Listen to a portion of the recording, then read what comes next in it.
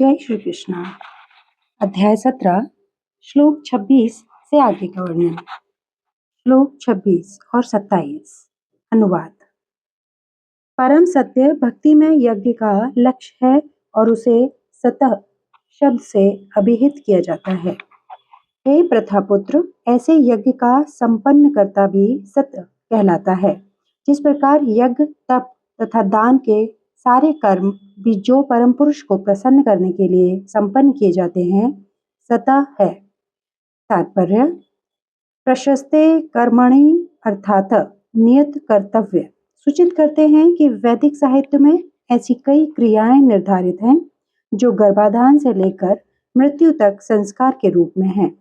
ऐसे संस्कार जीव की चरम मुक्ति के लिए होते हैं।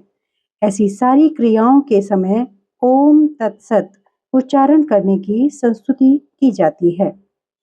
सद्भाव तथा साधुभाव आध्यात्मिक स्थिति के सूचक हैं। कृष्ण भावनामृत में कर्म करना सतः है और जो व्यक्ति कृष्ण भावनामृत के कार्यों के प्रति सचेष्ट रहता है वह साधु कहलाता है। श्रीमद् भागवत में कहा गया है कि भक्तों की संगति से आध्यात्मिक विषय स्पष्ट हो जाता है। इसके लिए संता प्रसंगारत शब्द व्यवहृत है। बिना सत्संग के दिव्य ज्ञान उपलब्ध नहीं हो पाता। किसी को दीक्षित करते समय या यज्ञोपवीत धारण कराते समय ओम तत्सत शब्दों का उच्चारण किया जाता है।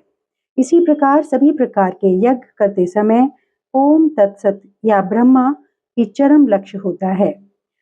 तदर्थीयम शब्द ब्रह्मा का प्रतिनिधित्व करने वाले किसी भी कार्य में सेवा करने का सूचक है, जिसमें भगवान के मंदिर में भोजन पकाना तथा सहायता करने जैसी सेवाएं या भगवान के यश का प्रसार करने वाला अन्य कोई भी कार्य सम्मिलित है।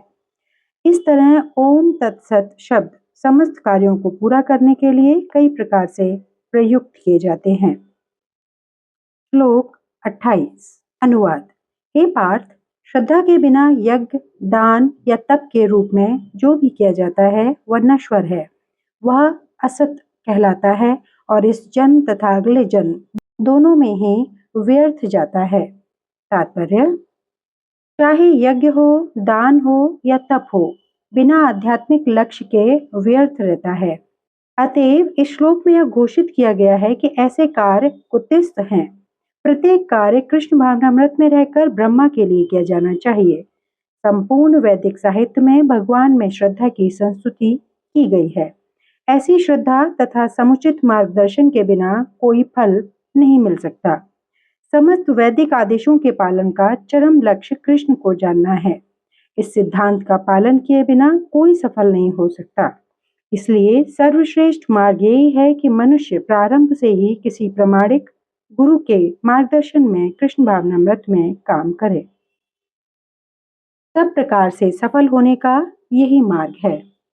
बद्ध अवस्था में लोग देवताओं, भूतों या कुबेर जैसे यक्षों की पूजा के प्रति आकृष्ट होते हैं। यद्यपि सतोगुण, रजोगुण तथा तमोगुण से श्रेष्ठ हैं, लेकिन जो व्यक्ति कृष्ण भावनामृत को ग्रहण करता है वह प्रकृति के इन तीनों गुणों को पार कर जाता है।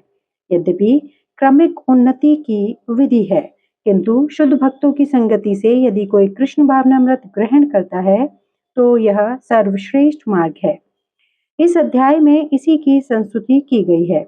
इस प्रकार से सफलता पाने के लिए उपयुक्त गुरु प्राप्त करके उसके निर्देशन में प्रशिक्षण प्राप्त करना चाहिए, तभी ब्रह्मा में श्रद्धा हो सकती है। जब कालक्रम से यह श्रद्धा परिपक्व होती है तो इसे ईश्वर प्रेम कहते हैं।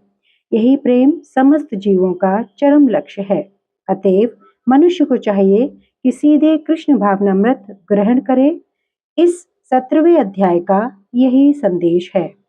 इस प्रकार श्रीमद् भगवत गीता के 17वें अध्याय श्रद्धा के विभाग का भक्ति वेदांत तात्पर्य पूर्ण हुआ। अध्याय 18 से आगे का वर्णन अगले वीडियो में। धन्यवाद। जय श्री कृष्ण।